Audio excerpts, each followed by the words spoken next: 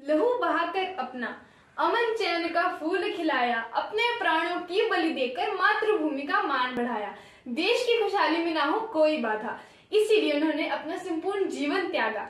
जी हाँ, मैं बात कर रही हूँ वीर पुत्र सोमनाथ शर्मा की, जिन्हें सबसे पहला परमवीर चक्र पुरस्कार मिला था। आज मैं आराधना ठाकुर नूरपुर पब्लिक स्कूल की छात्रा आप सभी के समक्ष मेजर सोमनाथ शर्मा जी के जीवन के ऊपर एक स्वलिखित कविता सुनाने जा रही हूँ। 1923 में हुआ जन्म एक सपूत का कांगड़ा रियासत में, मिली जिसे देशभक्ति और प्रेम की भावना विरासत में। रखा गया जिसका नाम सोमनाथ शर्मा, उसका सब कुछ था उसके लिए उसका देश और कर्मा। बचपन से ही सेना में भर्ती का ख्वाब बुना था उसने, और कई व्यवसाय को छोड़ देशभक्ति का मार्ग चुना था उसने। बचपन से ही था वे प्रभु कृष्ण का बहुत बड़ा भक्त, उन्हीं के शिक्षण की बातें करता था हर वक्त।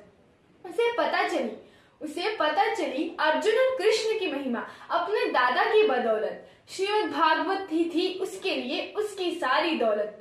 1942 में आया वह क्षण जब वह हुआ सेना में भर्ती, क्योंकि उसके लिए प्रथम स्थान पर थी उसकी प्यारी धरती।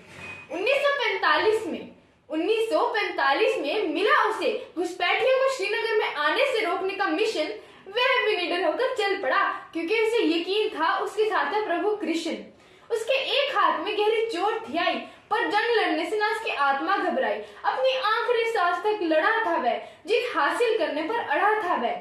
श्रीनगर में तिरंगा फैलाए रखा था उसने, बड़गाम के लोगों के चेहरे पर खुशी का गुलदस्ता खिलाए रखा था उसने। घुसपैठियों को उसने धूल चटाई, देश के लोगों की खुशहाली बचाई। जाते जाते भी हार न मानने की सीख सिखाई, और अंत में सम्मान पूर्वक वीर गति भी पाई। ऐसे महान व्यक्तित्व को यह संसार सदियों तक याद रखेगा। इन्हीं शब्दों के साथ धन्यवाद। जय हिंद, जय भारत।